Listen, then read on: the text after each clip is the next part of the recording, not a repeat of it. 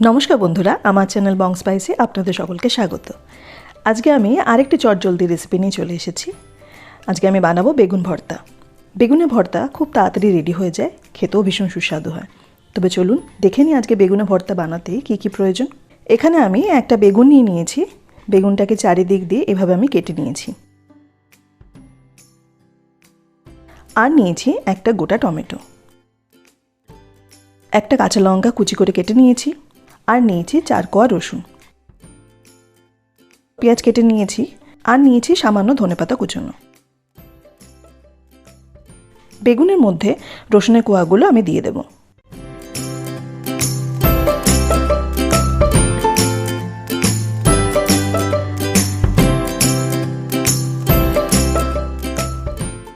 টমেটোটা 4-5 থেকে কেটে নেব।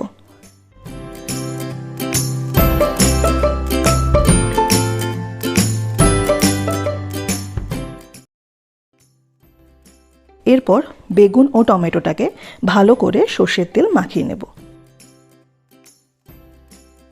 এবার গ্যাস অন করে বেগুন আর টমেটোটা পুড়িয়ে নেব। গ্যাস অবশ্যই লো ফ্লেমে রাখবেন। চারপাশ ভালো করে পুড়িয়ে নিতে হবে ঘুরিয়ে ঘুরিয়ে।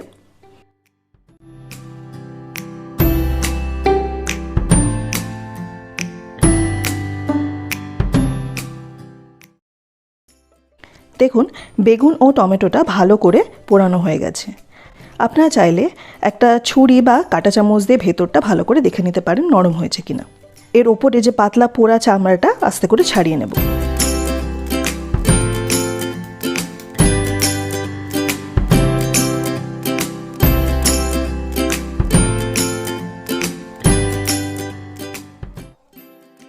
দেখুন বেগুনের ভেতরে যে রসুনগুলো আছে সেগুলো নরম হয়ে গেছে।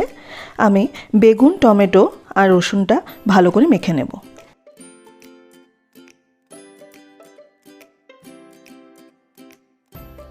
এবার কড়াই গরম করে নিয়ে তাতে 1 টেবিল স্পুন মতো সর্ষের তেল দিয়ে দিলাম।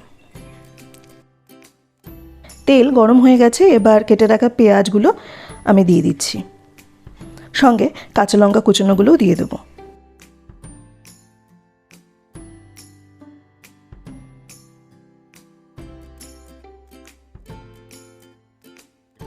এরপর বেগুন আর টমেটো মাখাটা দিয়ে দেব, আর দেব স্বাদমতো নুন।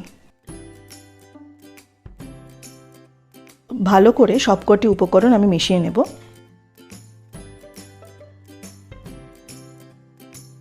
এবার ধনেপাতাগুলো দিয়ে দিচ্ছি, আবার ভালো করে মিশিয়ে নিলাম। চটজলদি বেগুনের ভর্তা রেডি হয়ে গেছে। গরম গরম ভাত রুটির সঙ্গে দুর্দান্ত লাগে খেতে।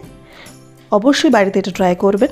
আমার আজকে ভিডিওটি ভালো লাগলে অবশ্যই আমার চ্যানেলটি সাবস্ক্রাইব করে দেবেন, ভিডিওটি লাইক অ্যান্ড শেয়ার করে দেবেন, কমেন্ট করবেন আপনাদের কেমন লাগলো।